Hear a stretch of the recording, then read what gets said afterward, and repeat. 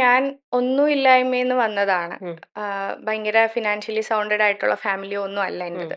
അപ്പോൾ ഓട്ടോമാറ്റിക്കലി ഞാൻ അത്രയും സ്ട്രഗിൾ ചെയ്തിട്ടുള്ളതുകൊണ്ട് എനിക്ക് സ്ട്രഗിൾ ഒരു പ്രശ്നമല്ല. ഉം, പിന്നെ ഇപ്പോൾ ബിസിനസ്സിലോട്ട് ഇറങ്ങുമ്പം എല്ലാവരെയും പോലെ തന്നെ എല്ലാ രീതിയിലും ഞാൻ സ്ട്രഗിൾ ചെയ്തിട്ടുണ്ട്. പക്ഷേ അതിലെല്ലാം എൻ്റെ ഈ ഒരു പാഷൻ മീൻസ് ഞാൻ ഇഷ്ടപ്പെട്ട് ചെയ്യുന്ന ഒരു കാര്യമായതുകൊണ്ട് ഉം.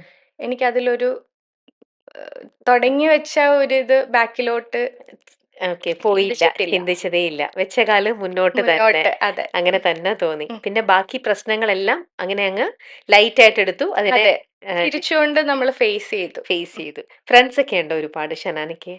ഫ്രണ്ട്സ് ഉണ്ടായിരുന്നു, ഇപ്പൊ ഫ്രണ്ട്സ് ഒന്നും അങ്ങനെ ഇല്ല. അധികം ഒന്നും ഇല്ല. ഓക്കെ, അപ്പൊ ഒറ്റയ്ക്ക് തന്നെ പോരാടി ഇവിടെ വന്ന് ഒറ്റയ്ക്ക്. നിൽക്കുകയാണ് അല്ലേ? ഈ ഒരു ബുട്ടീക്കിലേക്ക് വരുമ്പം, ഈ ഒരു സംഭവത്തിലേക്ക് വരുമ്പം ഏറ്റവും കൂടുതൽ എല്ലാവരും ഫേസ് ചെയ്യുന്ന മറ്റൊരു പ്രോബ്ലമാണ് ടൈലേഴ്സിനെ മാനേജ് ചെയ്യുക എന്നുള്ളത്. ആ.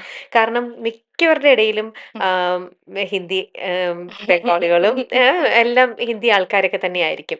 ഈവൻ നമ്മുടെ നാട്ടിലുള്ളവരാണെങ്കിലും ഇവരെ ഒന്ന് മാനേജ് ചെയ്ത് കൊണ്ടുപോവുക, കട്ടേഴ്സിനെയും ടൈലേഴ്സിനെയും എന്ന് പറയണത് അത് അത്ര ഈസി ആയിട്ടുള്ള ആ, ഒരു കാര്യമല്ല. അതെ, അതെങ്ങനെ ഷനാന? അപ്പൊ ഷനാനയ്ക്കും അത്തരത്തിലുള്ള ബുദ്ധിമുട്ടുകളൊക്കെ ഉണ്ടായിട്ടുണ്ടോ?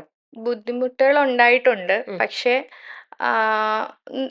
ടൈലേഴ്സ് എപ്പോഴും ഇവരെപ്പോഴും നാട്ടിൽ പോയി കഴിഞ്ഞാൽ ഇവർ പിന്നെ തിരിച്ച് തിരിച്ചു വരില്ല. വരില്ല. ഉം. അന്നേരം സീസണൊക്കെ ആണെങ്കിൽ ഭയങ്കര ബുദ്ധിമുട്ടാണ്. ഉം.